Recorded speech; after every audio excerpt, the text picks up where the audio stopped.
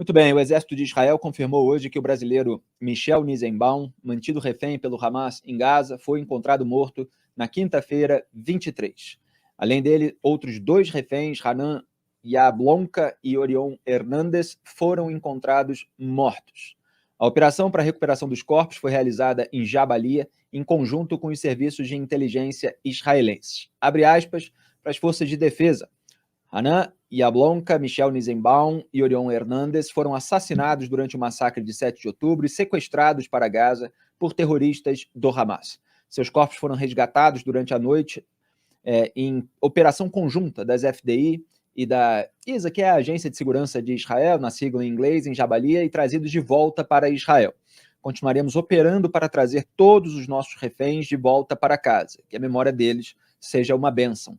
Fecho aspas. Aliás, a gente chama de refém, mesmo com essa informação de que ele já estava morto, porque é assim que geralmente se trata aquelas pessoas que foram levadas vivas ou mortas para a faixa de Gaza. Então, ele era um daqueles 239. Eu, Felipe, estive com a sobrinha do Michel, Ayala, em Israel, nesse mês de maio, e o depoimento dela sobre o dia do sequestro, o drama da família e a indiferença, o descaso do governo Lula em relação a todo esse episódio, aparece aos 47 minutos e 40 segundos do documentário O Trauma de Israel, disponível no canal de YouTube de O Antagonista. É o filme que eu fiz lá, muitos de vocês já assistiram. Quem ainda não assistiu, assista no fim de semana, que vale muito a pena. Vamos acompanhar o trecho em que ela fala a respeito do governo Lula. Pode soltar, produção. He's the only brother of my mother. He's my only uncle. My mother and his daughter went to Brazil in December.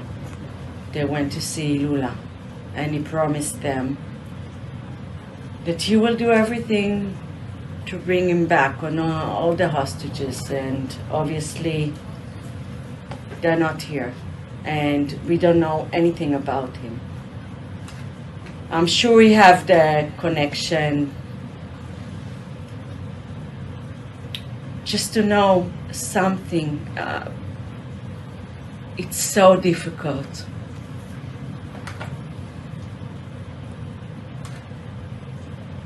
I don't see it. There is no reaction, obviously. Since December, we didn't hear anything. Nothing from Lula or the government. Nothing. He promised something. He's Brazilian. He born in Brazil.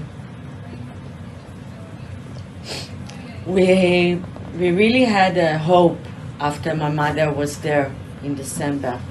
She said to me, he said that his plane is waiting just for Michel.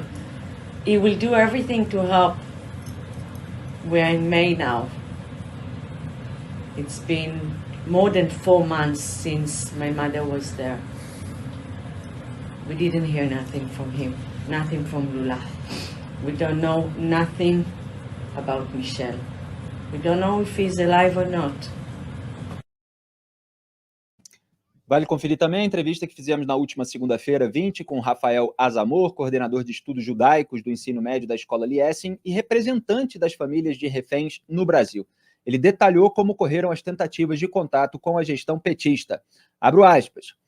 Desde então, eu faço essa interlocução para as famílias, falo diretamente com a mãe da Ayala, com a irmã do Michel e com a filha, e elas vêm, desde o início do ano, me cobrando se a gente tem alguma posição.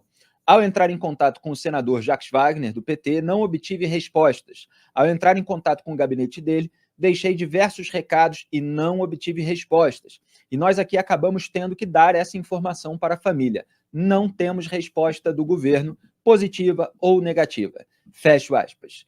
Isso depois que ele contou, que foi por intermédio do Jacques Wagner, que se conseguiu ali um acesso à presidência quando ele estava junto com essa família, em Brasília, porque a família veio fazer uma espécie ali de tour para relatar o que estava acontecendo em Israel, na faixa de Gaza, em relação ao integrante dessa família. Então, acho que foi o Uruguai, foi a mais um país, se eu não me engano, a Argentina, depois foi em Brasília, e aí eles conseguiram empurrar essa agenda ali em cima da hora. Quer dizer, não é que o governo Lula procurou essa família, não é que o governo Lula realmente teve essa iniciativa de agendar um encontro espontaneamente. Não, houve ali um certo constrangimento a que o Lula recebesse. E ele percebeu que ele ficaria desgastado se não recebesse, e acabou recebendo para tirar uma foto para depois poder dizer que recebeu. Agora, não foi atrás, nem antes, muito menos depois, como a gente está aí provando com os depoimentos das pessoas envolvidas. Para quem quiser assistir a íntegra da entrevista, o título do corte aqui no YouTube é "Sem resposta do governo Lula, diz representante de reféns". Então, depois de ignorar a família Nisenbaum por 5 meses, o presidente Lula lamentou nessa sexta-feira a morte do brasileiro. Olha a maneira como ele fez isso. Abre aspas.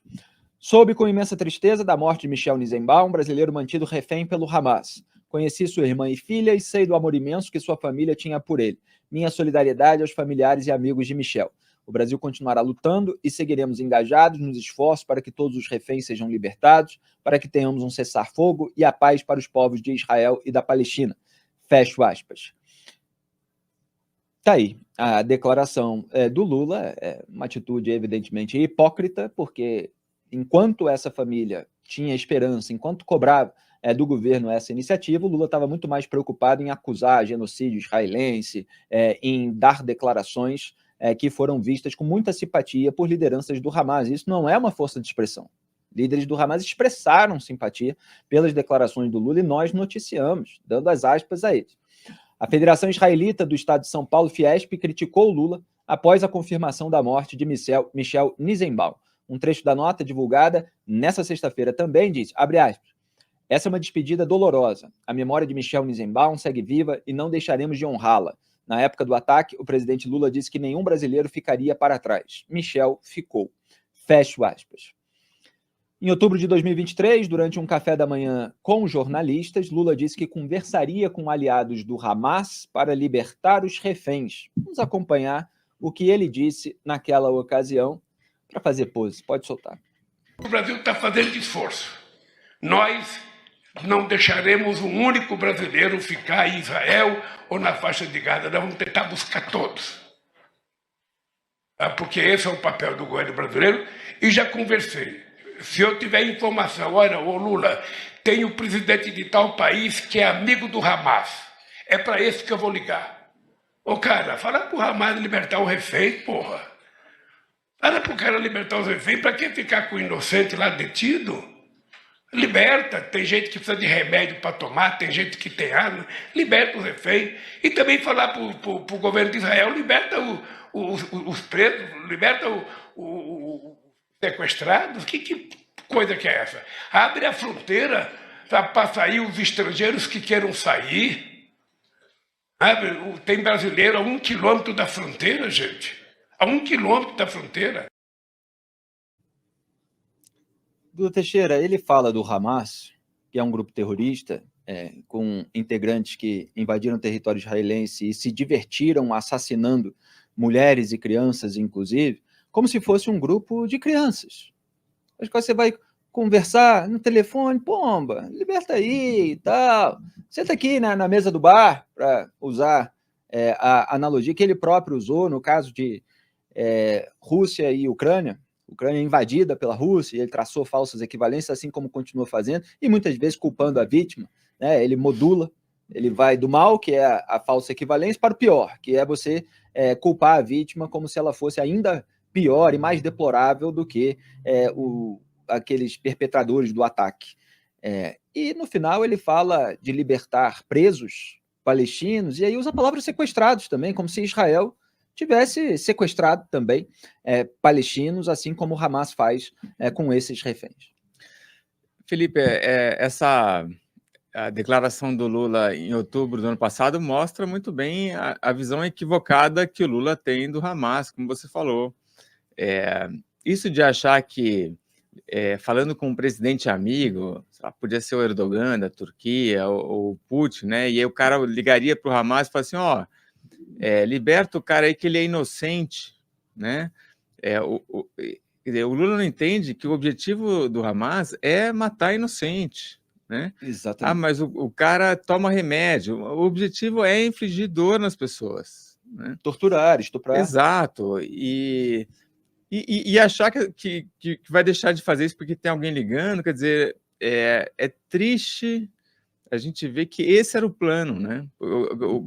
Se é que o Brasil tinha um plano para lidar com os reféns, né? Porque também o que a gente sabe aqui da gente mesmo falar com o Rafael Zamor, com a Rafaela Treishman, né? Que era namorada do Hanani Glaser, é que essa gente que foi assassinado que não teve na rave. nenhuma, né? Não teve nenhuma ligação para essas pessoas, para os familiares, nenhuma ajuda, não foi nada, né? Nada foi feito, e a realidade é o que a gente vê nesse comunicado das Forças de Defesa de Israel. Eles foram mortos no primeiro dia, no dia do 7 de outubro, e os corpos que foram levados para a faixa de Gaza, né? O que dá a dimensão da crueldade do Hamas e que realmente mostra também a distância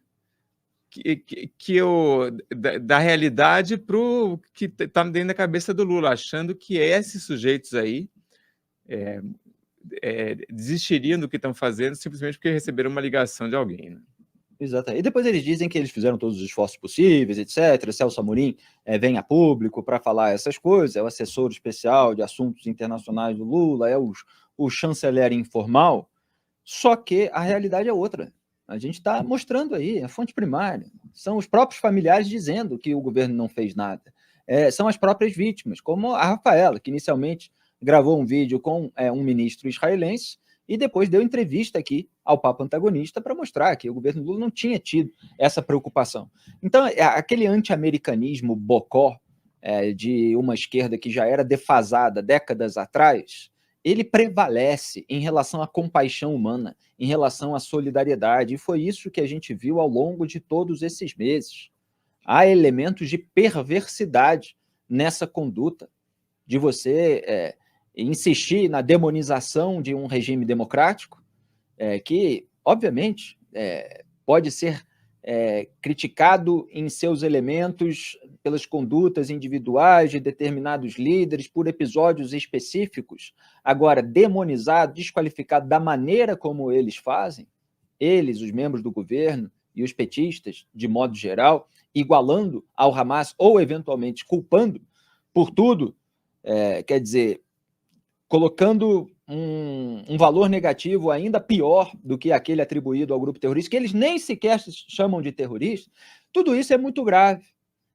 E, evidentemente, a gente registra aqui a indignação no momento de uma tristeza, de um drama de uma família que se conclui agora e que pode ser o drama de várias outras. Israel, nos últimos dias, anunciou que encontrou diversos corpos, então, cada vez mais, a expectativa é pior. Você tinha, até ontem, 128 reféns, agora com o encontro dos corpos, já diminuiu ali esse número, e as famílias que veem isso e que não têm notícias sobre as pessoas estarem vivas, como aquelas moças, soldados que foram raptadas da base de Nahal Oz, elas começam a ver que as chances de que os seus familiares estejam vivos é muito pequena. As pessoas já começam a falar, eu estou achando que o Hamas matou todo mundo, etc. É triste, mas os elementos começam a pesar, né? Vamos torcer para que os reféns estejam vivos, para que não morram mais civis inocentes nessa guerra que foi iniciada com o ataque terrorista de 7 de outubro. Você quer arrematar antes de eu continuar?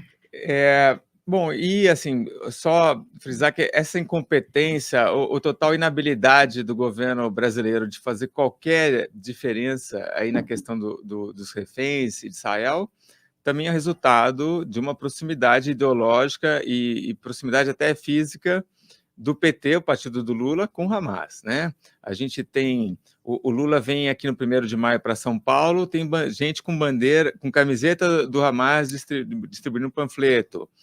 Deputado do PT que vai para a África do Sul encontrar com um membro do Hamas. Tem gente do Hamas fazendo elogios ao Lula e, por outro lado, você tem o Lula o tempo inteiro atacando, criticando Israel, né? Então, tem um motivo para que essas coisas também não aconteçam, né? Exatamente. Aliás, bem lembrada a foto do deputado João Daniel, né, do PT, com o Bazen Naim, né, se eu não me engano, líder do Hamas, num encontro internacional, com aquele Said Tenório, que zombou de uma mulher sequestrada pelo Hamas no 7 de outubro, em rede social. Eu mostrei em antagonista.com.br em primeira mão, a imprensa acabou repercutindo. Ele também estava na foto, quer dizer, ainda é uma pessoa com trânsito entre os petistas e que fica fazendo essa conexão dessa ala que se diz pró-Palestina, mas na verdade é anti-Israel, com atitudes, com eventuais condutas antissemitas, né, como você zombar de mulher sequestrada, que é uma das coisas mais desprezíveis, né, mais abomináveis que alguém pode fazer numa rede social, e olha que são muitas, né? E a gente tem tratado de bastantes exemplos aqui.